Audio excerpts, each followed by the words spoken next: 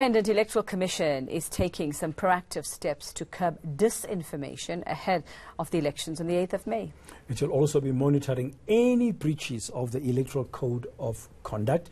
The IEC has partnered with Media Monitoring Africa, SANEF, that's the Editors Forum, the Committee to Protect Journalists, and Real411.org, a digital anti-disinformation platform. They're really pulling out all the stops. Well, for more on how to spot deliberately misleading information and how to report it and where to report it, we're joined via Skype this morning by William Bird. He's the Director of Media Monitoring Africa. William, a very good morning to you. And yes, I suppose it is very important to get people to be able to discern what's fake, what people are saying, especially when it comes to political mudslinging.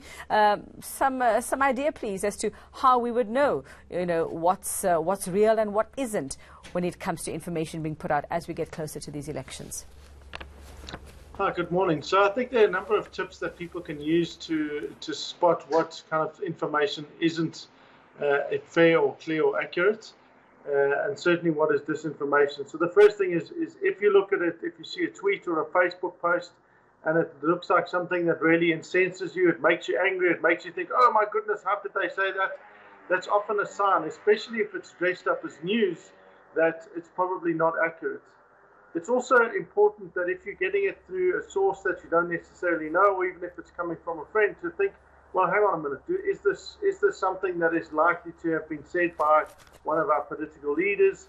And unfortunately, in South Africa, the way things are, it's quite often the case that our reality is more bizarre than truth. So it is important to get onto some credible sites and check them. So go onto the ENCA website, then go onto another media house website and check if you can find that story. If it isn't there, chances are it probably isn't real. Whoopsie daisy.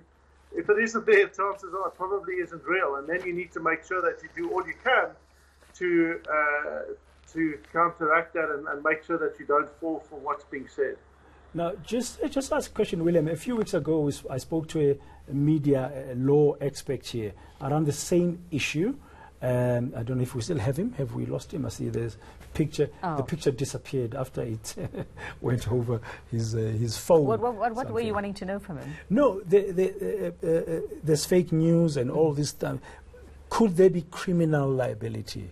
Okay. At what point do you say? William, are you back with us? Yes, I'm back with you. Sorry about that. No, yeah. I thought that was self-censorship of sorts. Anyway, William, welcome back. Welcome back. I was saying a few weeks ago I spoke to a media law expert here, and one of the questions that I still want to ask, but I want to hear it now from you, who's a media monitoring expert after all these years. At what point can you say, enough is enough, I'm filing criminal charges? Does our law allow? Because people can say all kinds of things at this time.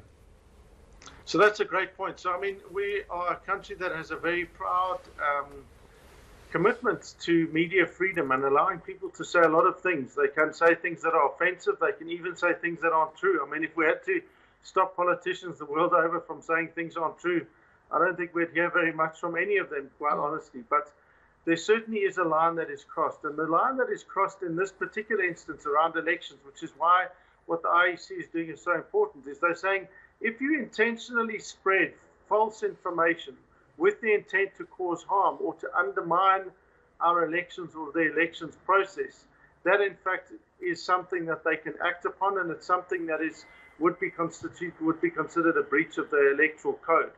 And that's already in the code. You can't spread false information in that way as a political party, and that's something that they can act on.